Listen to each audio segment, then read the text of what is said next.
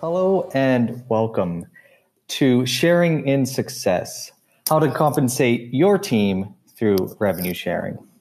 My name is Kellen Voyer. I'm a video game lawyer with a practice focused on representing independent game studios.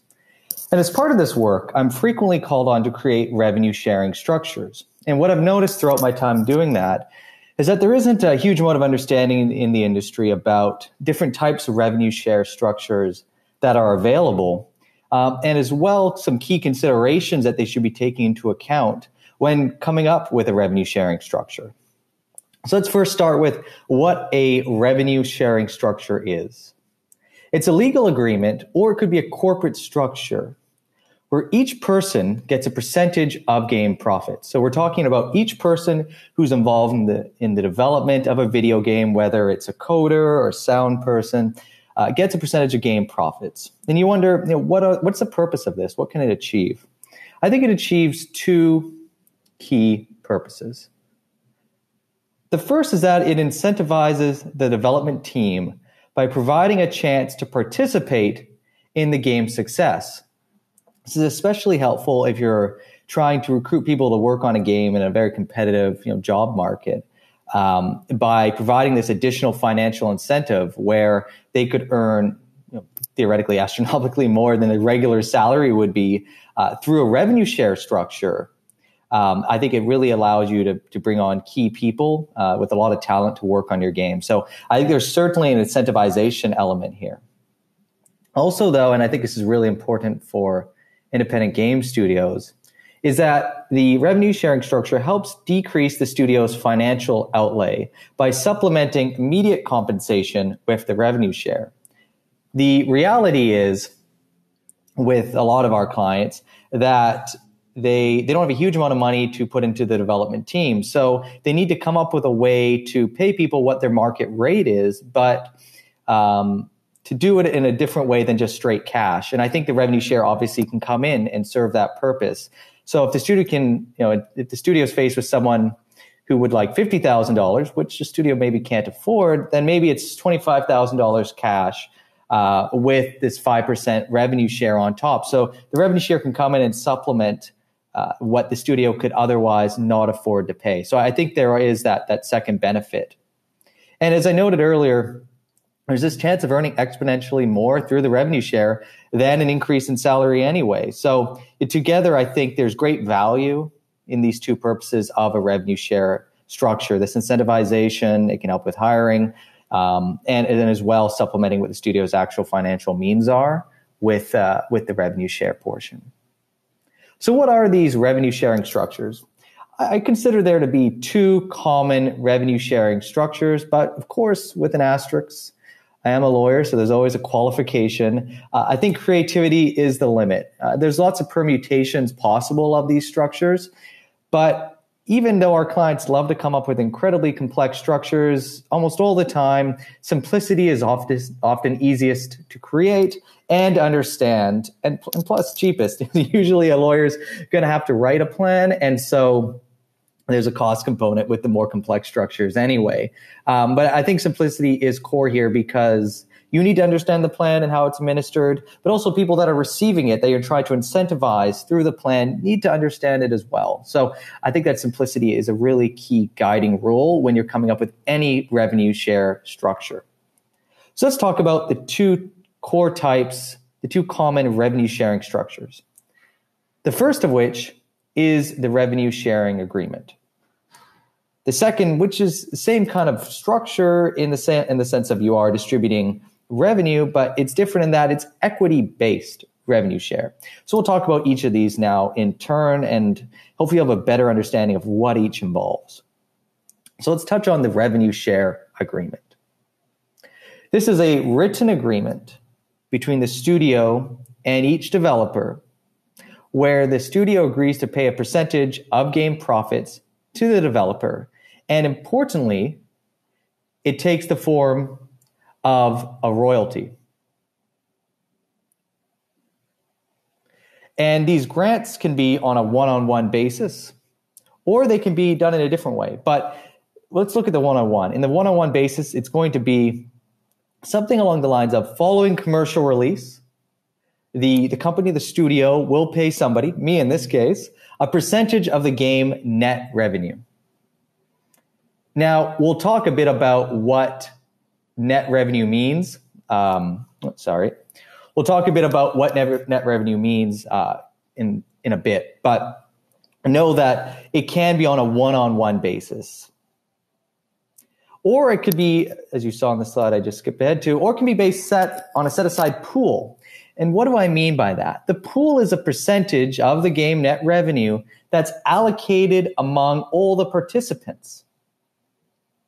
And if you visualize it this way, you take a percentage of the game revenue, say 15%, and that's your hard cap. That's the maximum amount of the game revenue that's being given away, distributed under the revenue share. And all the pool, that's the 15%, is participated in by whoever you want that worked on the game. So you could have 20, 100 people in the pool, and they would all be participating in that 15%. So an example of kind of pool language would be the company could allocate 15% of the game's net revenue to the royalties. That's kind of pool type language. So which one works? You have a revenue share agreement that's more one-on-one, and you have a revenue share agreement that's a pool. Which one would you want to consider based on your particular studio? I think if you have a small studio, up to 5 people, that one-on-one, those individual grants, I think that works. But it does not work once you get to a larger team, because you're going to lose track of the total percentage you're giving away. And when you're doing one-on-one grants, you're not dealing with a hard, fast, pool cap of, let's say, 15%. Instead, you're saying Kellen gets 5, Julie gets 10, etc. And it's often easy to lose track of how much you're actually giving away. And plus, it just becomes unmanageable. If you have 20 team members that have 20 separate agreements all trying to distribute 0.25, it works so much better in a pool context. So if you have that medium or large team, I think the pool's critical. It's really the only structure, at least as compared to the individual grant, that really can help accommodate lots of people, participating in that revenue share. And this revenue share structure is usually the simplest, but also the cheapest structure. And as I noted, it's really the most common. So what is this other structure, the equity-based revenue sharing structure? So you could do the agreement, we talked about that a moment ago, or you could do equity-based revenue share. And that means that the developers receive shares in a company, and their shareholding percentage corresponds to their revenue share. And instead of the revenue share being paid as a contractual royalty, as we talked about in the case of the agreement, it actually takes the form of a dividend on the shares. And I think here it's important maybe to describe what a dividend is. A dividend is a distribution by the company on its shares. It's a monetary distribution in most cases. So the company could say that for all the common shareholders, it's declaring a dividend of $1 per share, which means if you hold a common share, you get $1. And that's multiplied by the number of shares that you actually have. And a key rule with dividends, and this plays out a bit later on in this presentation, is that dividends must be the same for shares of the same class. So if you have A shares and B shares, different classes of share, you can say that the A shares get $1 and the B shares get $2 a share. But you cannot say that within the A shareholders, Kellen gets $1 a share and Julie gets $10 a share. You have to treat all shareholders of the same class the same in most legal jurisdictions. And that plays out in how you have to structure these equity-based revenue shares. Because you don't want to give someone a revenue share for a game they didn't work on. How do you split them up? How do you give out separate royalties or differing revenue shares to the different participants? And what you have to do is create a separate share class for each game. So in a simple example, you could have common shares being owned by the founders, and then game 1 shares would be owned by the game 1 devs, game 2 shares by the game 2 devs, etc. And we'll talk a bit about sequels and stuff later on and DLC. You can actually do subordinate series of game 1 shares, series of game 2 shares. The sky's the limit, as I talked a bit earlier on the permutations. But what you can recognize so far here is that it's complex and obviously it's going to be costly to create. I think it serves a purpose, though, because it coexists nicely with raising investment in the game. And I'm not talking about publisher investment. That's never an equity-based investment, just an advance. I'm talking about investors that actually want to share in your company. I think it can coexist nicely with raising investment in the game, because you could issue Game One shares to people that invested in Game One. And those, when you declare a royalty, a distribution, a dividend on those Game One shares, the investors would share along with the other Game One shareholders. So I think it's a great structure in that sense. But as you're gathering here, and as I noted, it really is complex, because you need to build into the company's constituting documents, into its certificate of incorporation, if you're in Delaware, or its articles, if you're in some Canadian provinces, all of this language that would actually normally be in a revenue share agreement, how it's calculated, how frequently it's paid, all of that. You have to calculate all of that, but put all those calculations into these constituting documents. And it could take the form of more than one document that needs to be created internally within the company to achieve this. So obviously complex, but I think it does serve that great purpose for investment. And as I said, it's rare. I do these maybe 5% of the time. So now up to this point, we've talked about those two purposes, incentivization. We've talked about as well supplementing what you could pay with your studio with the rev share, and the two types of structure. You can do the rev share agreement, or it could be pooled one-on-one, or you could do an equity-based revenue share. One pays a royalty, one pays a dividend. But regardless of the structure, I consider there to be 5 key considerations you take into account when figuring out how to structure these revenue share relationships. The first is the percentage of game revenue to allocate. And while I love to try to see if there's standards in the industry, I don't know if there's a standard in the industry on this. I think someone needs to do a study. I've done studies on publishing agreement rev shares, but I've not done one yet on game revenue percentage to allocate in a rev share structure. So I can't say that there's a hard and fast rule, this is what you should allocate. But I think it's valuable to look at analogous structures. And the one that comes to mind for me is startup stock option plans. I work a lot in the startup sector as well, and their stock option plans are used extensively to compensate employees, almost in the same way and with the same purposes as I'm talking about for these revenue share agreements. And in a stock option plan for a typical startup, there is actually a pretty common size, and that's 15 to 20% of the company's shares are allocated to employee compensation. And what I mean by that is the startup will take 20% of its shares, set them aside, and distribute that 20% among all the employees. And an option, just for anyone's reference, it's a right to buy a share in the future. And the idea here is if the company sells, everyone's going to hopefully make a lot of money from their startup and from the shares that they receive through those options. So it definitely serves the same purposes here. But I don't want you to say, okay, well, startups do 15%. I'm going to do 15% because that doesn't make sense. It's not an arbitrary determination. And it's actually not an arbitrary determination for startups either. That 15 number is usually just a good starting reference point, and you don't have to follow it as a hard and fast rule. And I think there's a couple of things that you should take into account when determining how much of the company's revenue is being given away under this rev share structure. And startups consider the same two things when considering the option plan size. And that's the number of people the company plans to hire, as well as the percentage that the company is willing to give away. The number of people you plan to hire is really going to play into that, because if you're going to hire 5 people versus 100 people or 20 people that you're all going to give a rev share to, that's going to factor into how big of a pool you actually need. And as well, just the percentage you're willing to give away. Ultimately, 15% could be too much money in your mind based upon how you think the game is or is not going to perform. And I think when you're considering that percentage that you're willing to give away under the rev share, you should also not forget the publisher gets a percentage. Now, this presumes you're going to have a publisher who gives you an advance for the game development in exchange for getting a percentage of the game's revenue. But when deciding on that percentage, you need to take into account what the publisher is ultimately going to get. Usually, if you have a industry standard based off my studies, look at my GDC presentation last year on this, it's about 56% roughly, maybe 60% of game revenue is going to be paid by the publisher to the developer. So a 15% pool on a 50% rev share paid to the developer is much different than a 15% pool where 85% of the publishing agreement revenue is being paid to the developer. So who else is getting a cut outside of the pool, the rev share agreements, is really critical when determining that percentage.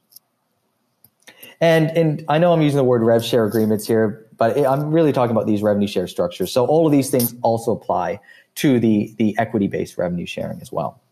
So what you're gathering is that there really is no guaranteed formula to determine the percentage, but take into account both maybe start from a 15% number and work backwards considering the number of people you're planning on hiring and then the percentage you're willing to give away. And I think as part of those two considerations as well, though, you've got to circle back to that incentivization purpose and to the compensation purpose, because if you just can't afford to give, to pay people what their market rate is, you're going to have a bigger rev share than not, because you're going to be compensating more through the rev share component than through the cash component. So let's move to the second key consideration, and that's how you actually calculate the revenue share. And you've seen some of this language before, this net revenue number I used, or term, pardon me, and the gross revenue term. What do these things mean? How do they play out? So let's look at gross revenue. This, in my mind, is all revenue from the game. There's no subtraction for expenses.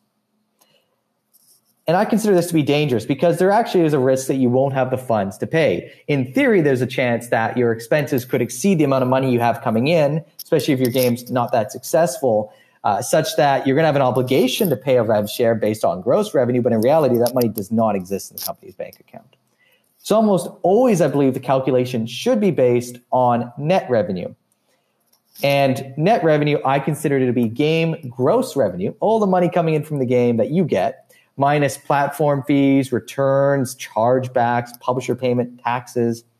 Ultimately, it's the company that gets to set the cost deducted from gross revenue to arrive at the net revenue. So for each of our clients, we do completely different structures as to what's deductible and what's not. I feel like it is a bit of a collaboration as well with your team members, especially if you're a close-knit team, as to what is going to be deducted. Salaries, for example, may not be something you would deduct when arriving at that net revenue number. But I think it is really critical to say that it's a net revenue calculation. And as for the terminology, net versus gross, I don't really care what you call it. I think it's just really important to say that there are going to be, it's a term, whether you use profits or other terms as well, as long as it's clear that there are going to be some subtractions that are going to be made before you arrive at that number from which you calculate the rev share. So the third consideration is how this revenue share is actually earned. And we can talk a bit about as well, when is it paid, but how is it earned? And there's common approaches here too. And one of the common ones is time-based. Someone's time spent on the game is divided by everyone's time spent on the game, and then you arrive at a percentage from that calculation. What it requires, though, is timekeeping. And while lawyers like billing by the hour at times, it does not work in the independent game scene. Indies hate timekeeping. So I don't know if it works for everyone. We certainly do see it. I see it quite a bit. I think it's a simple way of doing things too, but timekeeping may not work well. Perhaps it would work well though if you had a bunch of contractors that were tracking their time, just because that's natural for contractor work. In that case, maybe it would work okay.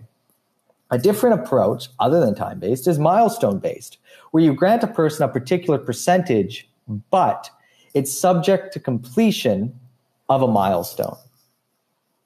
And what I mean by that is you're going to hire someone perhaps as a sound designer, and you're going to offer them 5% to the game net revenue, 5% of net, and they get that only upon completion of the milestone. You could do it prorated based upon completion, but I think only earned upon completion makes a lot of sense, especially for a deliverable like a piece of sound that's going to be used in a game. So that's milestone based. And I think that works really well from an accountability perspective, because you can say to your team members, look, if you develop out this piece of code, you're going to earn the milestone. And I think it works well when it isn't someone whose role is everywhere on the game. I think it works really well if someone's just working on a portion of the game, because I think if you're going to do it project-based in the sense of, develop a particular piece of code, it can get a bit complex. But another way of doing it too, when we're talking about milestones, isn't perhaps a part of the project, but it could be a stage of the project development. So we could combine time-based with milestone-based and say that actually it's the development cycle milestone. So once we hit alpha, if you're still working with us, we will give you 1%. And if you're still with us at the beta release, Steam Early Access, whatever it is, we'll give you another percentage and another percentage. So you could combine time-based with milestone-based as a variant of the milestone structure. But the completion of the milestone should be determined by the company acting reasonably. You could also do the determination based upon the passage of time. So you grant a person a particular percentage, but it's earned over the development cycle. So for an example, you could offer someone 10% rev share, which is vesting over 10 months. And what vesting means, it's a bit of a startup term. Vesting is a synonym for earn. So someone gets 10% rev share, but it's earned over 10 months. They would earn 1% based upon a month of work. And if they stop, let's say halfway through, let's say 10 months, so they stop at 5 months, they would get 5% because they've only worked half the duration. So it's kind of a time-based structure, but it's not looking at them tracking time. It's instead looking at just the passage of time and saying, if you're staying with us for a particular period of time, you're going to get a percentage of it. Kind of like tied into the milestones as well. You kind of see some overlap there. But you can also introduce what's called a cliff in startup land. And what that means is you have to stay with the company for a particular period of time, and only then do you start to earn the revenue share percentage. So if you say 10% vested over 10 months with a 3-month cliff, the cliff is this cutoff point. So if they stay only for 2 months, they don't get anything. If they stay at 3 months, then they'd get a third, and then it would go on for the remainder, maybe vesting in monthly period. So you can see here that there are multiple ways for that rev share to be earned. Just timekeeping, passage of time, milestones, and this vesting structure as well. And I think, though, regardless of what you choose, lean toward that simplicity. Whatever works best for how your studio operates and how your team feels comfortable too, I think that's the way to go. But at least you've got a couple options outlined to you here. The fourth is, how do we treat non-game revenue?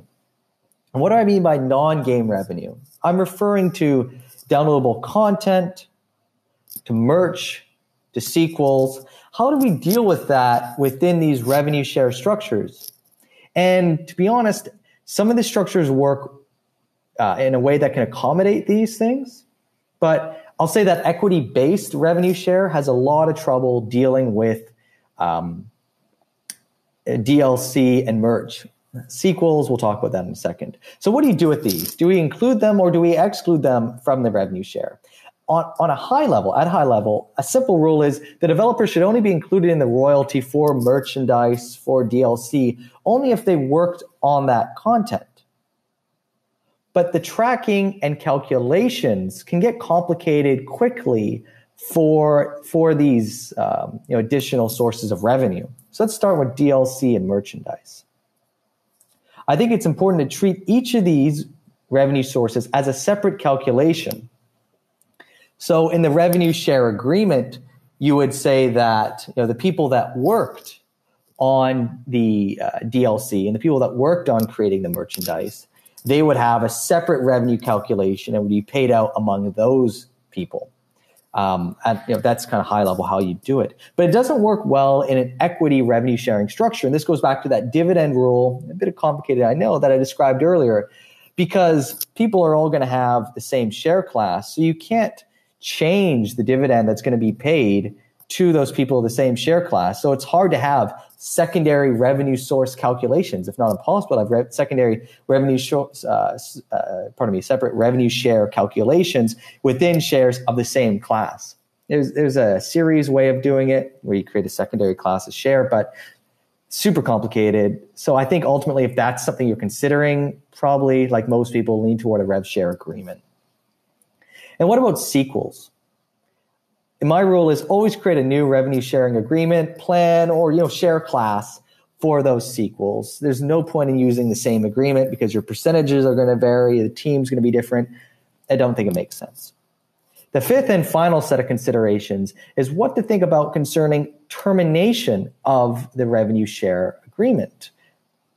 Because ultimately, you can't keep on paying the revenue share forever. It's not practical, even just from a monetary perspective, because at some point the game is not going to be making the same kind of money it once did. So paying $2 to somebody just doesn't make sense.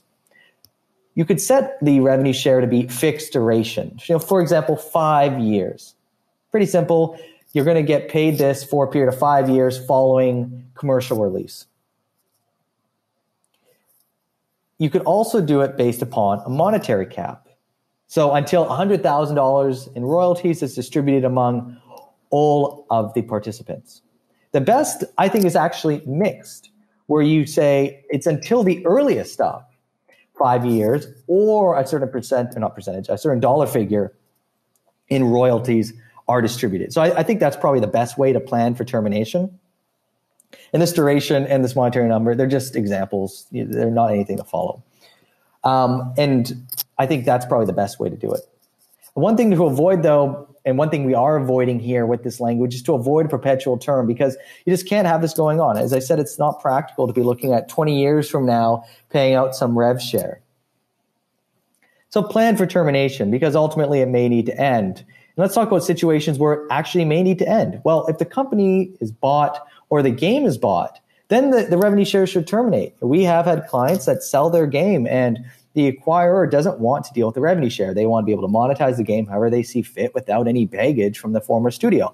So your revenue share structure should accommodate how it could be terminated should the company or the game be bought. And perhaps a final payout is the way to go, but there's a couple ways of doing it that just go beyond what we're talking about here.